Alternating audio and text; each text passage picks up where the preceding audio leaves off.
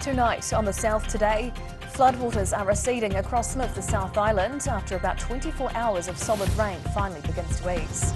The year countdown until the FIFA Women's Football World Cup is kicking off with a famous fern in Dunedin to celebrate. And an Otago Polytechnic design student is upcycling fashions of yesteryear into a fresh new style.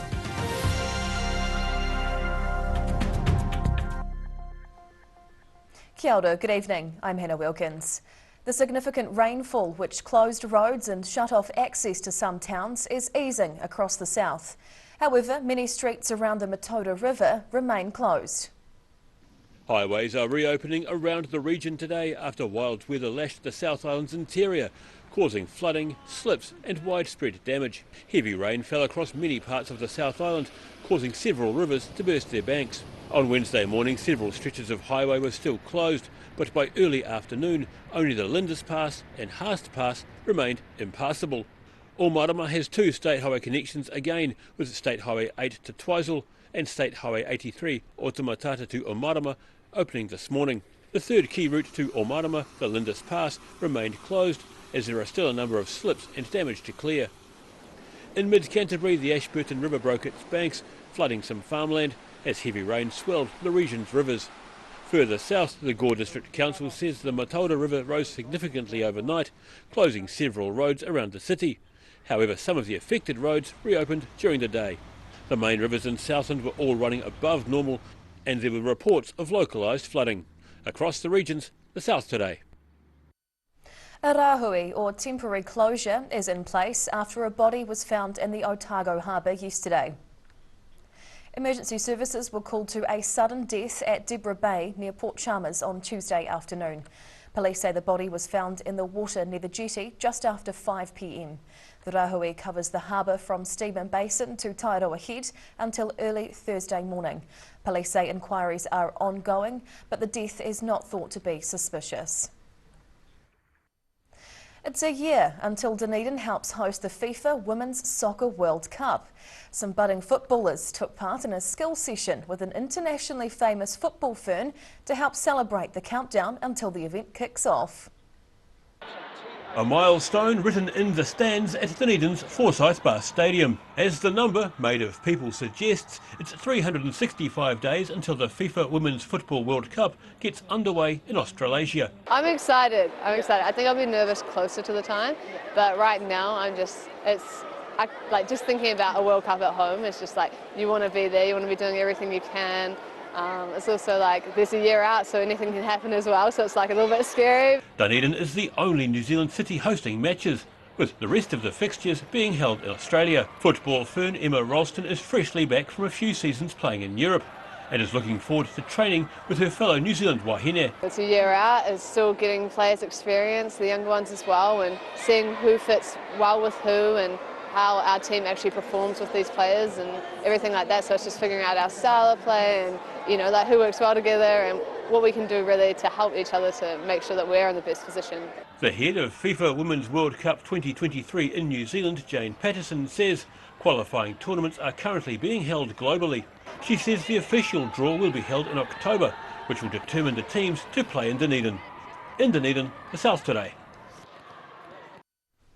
And stick around after the South today for a more one-on-one conversation with Emma Ralston in Football Chat. New reduced timetables for Dunedin is working as planned, with no bus cancellations yesterday. That's according to the Otago Regional Council. As of yesterday, the council has reduced services for regular weekday services. This follows a rash of cancellations due to ongoing illnesses, with driver illness as part of a national driver shortage. The frequency of buses on some Dunedin routes was roughly halved, while the overall service was reduced by about a third. When the new timetables were released, some passengers complained about the lack of morning services, and the council reinstated more than 30 morning trips. An Otago Polytechnic fashion student is set to exhibit her collection of upcycled clothing. The Dunedin resident trawled the city's op shops looking for clothing to remake for a special exhibition. Hunting for op shop treasure to recycle into environmentally responsible fashion. First we started off by coming and meeting the guys here at the Red Cross and they let us down into the basement, which was really fun, and we got to go through all the bits and bobs that just weren't selling or they couldn't do anything with, just stuff that was sort of at the end of its life. Ellen Ross is studying textile design at Otago Polytechnic. She's collecting clothing which would otherwise be doomed to go to landfill to remake into more desirable clothes. Her work is part of a collaborative project between Otago Polytechnic and the New Zealand Red Cross, which involves students across many disciplines. We had someone from culinary arts in our class, we had like the comms and product students with us as well, so yeah, it was nice to all come together and meet different people as well. The work Ross has created is being shown as part of the Retooled exhibition. The students' work is on display in the Otago Polytechnic Hub until Friday's auction. The proceeds from the sale of remade items will be going to the New Zealand Red Cross to be used for social good. In Dunedin, the South Today. Whai Yakane, still to come on the South Today. Panamu greenstone carving on the go takes off in Canterbury, and a former Prime Minister prepares to open a new alpine hut on the Pisa Range.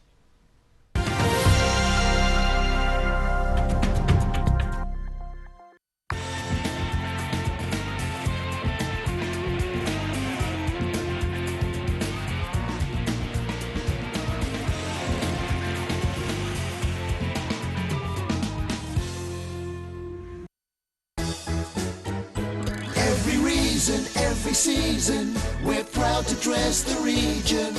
Alex Campbell menswear, it fits. If you're at risk of developing melanoma skin cancer, you owe it to yourself to have a mole map. Mole map is coming to your area. Phone today to make an appointment. It could save your life.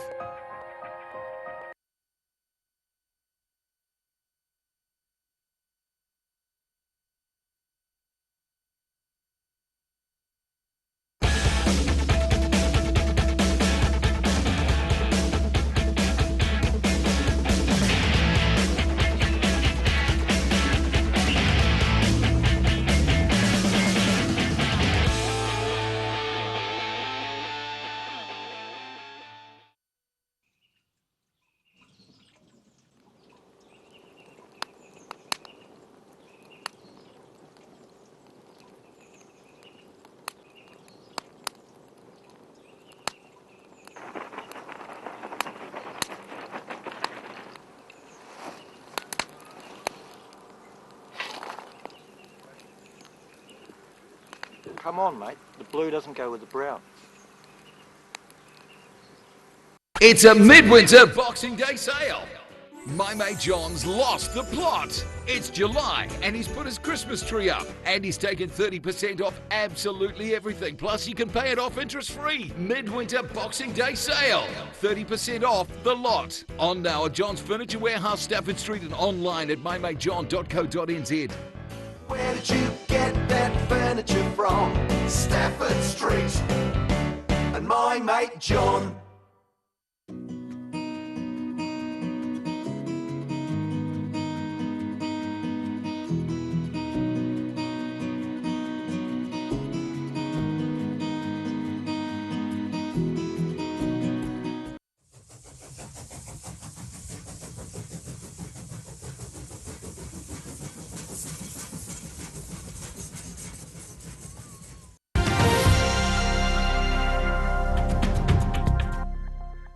Tēnā, welcome back. Artistic Cantabrians looking for something to do these school holidays have been flocking to Cathedral Square. A mobile Panamu carving unit has been set up, offering people the chance to create their own pieces. Queues forming as people wait for their chance to have a go at carving Panamu, or greenstone. Free workshops are on offer from a mobile Panamu carving unit, parked outside Christchurch's Central Library, Tauranga this week.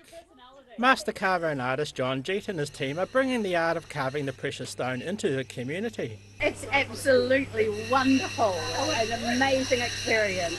The tactile aspect of it and the watching the shape and the form come out. All materials to do the job are supplied for the keen beginners, with wannabe carvers rotated every hour. The lessons were offered on a first-come, first-served basis, with spaces for the week already full. Jeet was amazed at the response, but says Panamu carving appeals to all ages.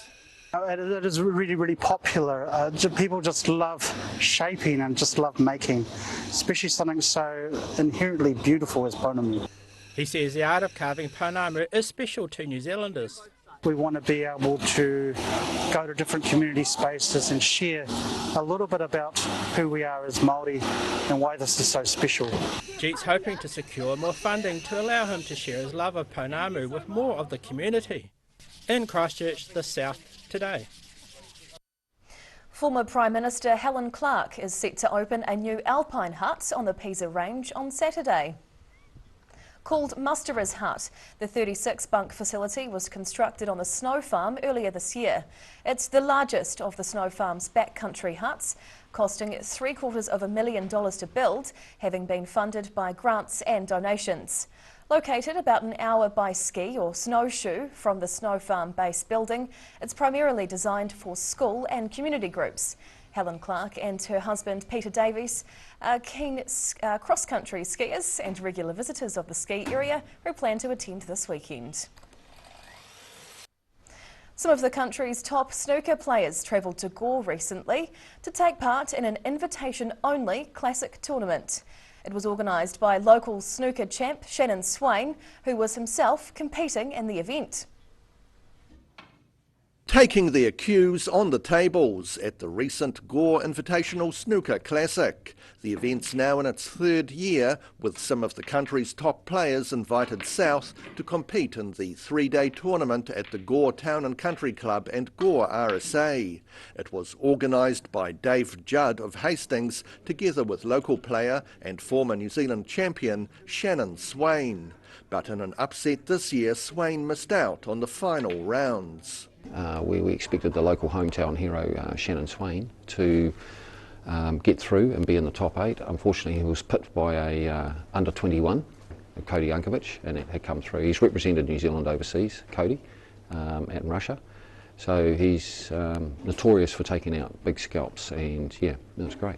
Snooker fans across the country and indeed the world were able to tune in to the action with 4 cameras used to stream matches on the internet. The New Zealand Billiards and Snooker Association have their own YouTube channel, and for the general Joe public out there, they know of the snooker fraternity, the pool fraternity. They tune into the channel and they can watch it on live stream. The Classic was won by the country's #1 ranked player, Mark Carnarvon of Canterbury, who beat defending champion Neil Wally of Dunedin 4 frames to 2. In Gore, the South today. And now recapping tonight's top stories on the South today. Floodwaters are receding across some of the South Island after about 24 hours of solid rain, but some state highways remain closed. It's a year until the FIFA Women's Football World Cup kicks off, so football fern Emma Ralston was in Dunedin to celebrate. And an Otago Polytechnic design student is upcycling fashions of yesteryear into a fresh new style thanks to local op shops. And now we'll look at what's happening in tomorrow's ODT, and we welcome the editor, Barry Stewart. Kia ora, Barry. Hello, Hannah. Now, what can we expect in the paper well, of tomorrow? course, flooding, we can't ignore that, and we're looking at some of the costs and results of what has been a horrific period. So we're trying to get some information on that. FIFA World Cup, I was going to mention that, but you've already done that. You still can. So no, it's fine. It's fine. However, I do fine. have a fleet of electric buses could be on Dunedin roads within 18 months. So wow. ORC and a Dunedin bus company have signed a deal on that one. Fantastic. So that's an interesting change to our transport operation. And would you believe the first 6 months of this year, according to NIWA, yes, were the second hottest period on record. My goodness. Doesn't feel like it now, but earlier it obviously was. Earlier. It took a while to get into winter, but we're well and truly exactly. here now, aren't we? Yeah, exactly, and out of it soon enough, hopefully. Yeah. Thank you, Barry, for Thank sharing. you. We look forward to your paper tomorrow. And time now for a look at the weather. The South Today weather, proudly brought to you by MoleMap, the skin cancer detection specialists. Looking at the situation, it'll be cold through the week and the weekend with more sunshine developing, but frosty nights inland and still mostly cloudy along the coast. Heading to the top of the South Island, wet and windy with southerlies and 12 in Nelson tomorrow. Greymouth gets to 11 with strong southeasterlies, and those winds continue further south along with showers in Christchurch and a high of 7 degrees. Travelling south now, in those south to southwest winds and rain for South Canterbury and North Otago are going to hang around. Ashburton, Timaru and Uamutu all getting highs of 7 degrees. Westwards now to the Central Lakes, becoming fine with southeasterlies through here. Very low temperatures though, as Wanaka and Queenstown head for 5 degrees. Alexandra doing one better with a high of 6. Heading further south, more of those southeasterlies make their way down and across into these centres. Expect highs of 6 degrees in Balclutha, Gore and the Catlins. And down to Invercargill. Showers and fresh cold southeasterlies in the deep south tonight and a low of 5. The showers clear tomorrow, leaving a cloudy and cool day with southerlies, a low of 5 and a high of 7. And by Friday, the showers turn sleety with gusty southerlies down to 4 and up to 6 degrees. And for Dunedin, cloudy with a few showers tonight, down to 6 degrees. Overcast and wet tomorrow with light snow flurries on the hills above 300 metres, a low of 5 and a high of 7. And then Friday's looking much the same with southeasterly winds down to 5 and with a high again of 7 degrees. And that's the news this Wednesday. For the latest news and videos from the southern region, head online to odt.co.nz. And you can follow Channel 39 on YouTube to catch our news bulletins on demand. We'll see you again tomorrow. Ka kite a popo.